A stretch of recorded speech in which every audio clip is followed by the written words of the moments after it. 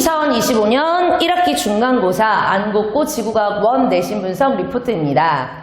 안국고의 문제는 좀 난이도가 이번에 낮은 편입니다. 고지자기 킬러 문항들도 좀 많이 접했던 문제에 수치까지 거의 변형 없이 출제가 되어서 소주제별 기본 개념 위주의 문제들이랑 평상시 자주 제시되는 함정 요소들이 많아서 문제 접근이 좀 매우 쉬웠습니다.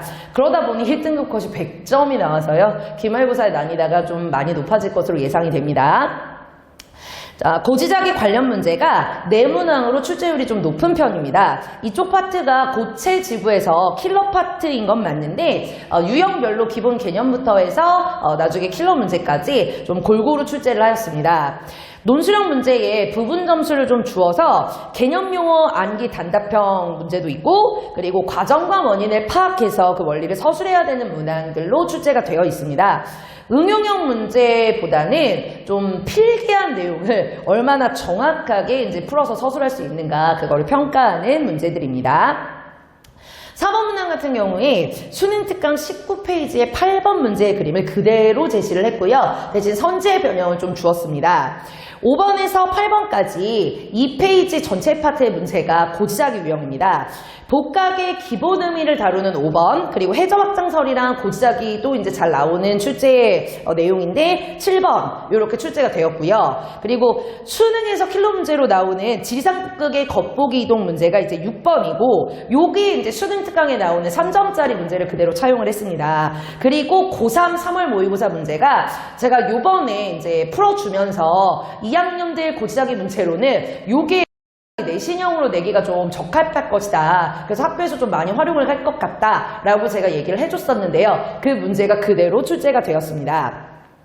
논술형 1번 문제 같은 경우에 선택형 14번 문항에서 이미 출제된 전리 문제입니다. 그래서 그걸 틀리고 뒤에는 맞고 이러는 경우가 특이한 상황이라고 볼 수 있는데요. 그대로 거기에 있는 이제 기본 개념 내용을 서술을 하게 돼서 어떻게 보면 중복된 문제라고 볼 수가 있습니다. 정확하게 전리의 생성 원리, 그리고 이제 뭐 암석의 생성 원리, 또 성분 이런 것들을 파악하고 있는지 잘 필기 내용을 서술할 수 있으면 충분히 이제 점수를 받을 수 있는 문제였습니다.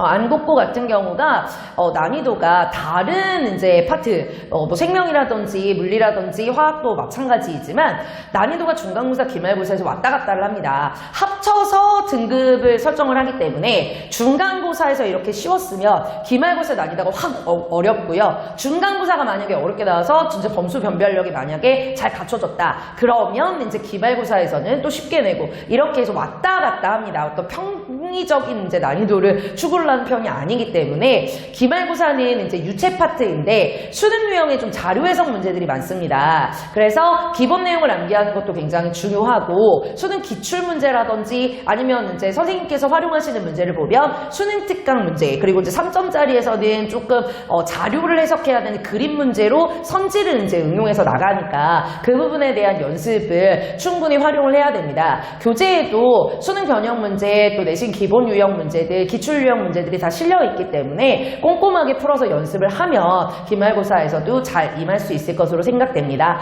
많은 격려 부탁드립니다.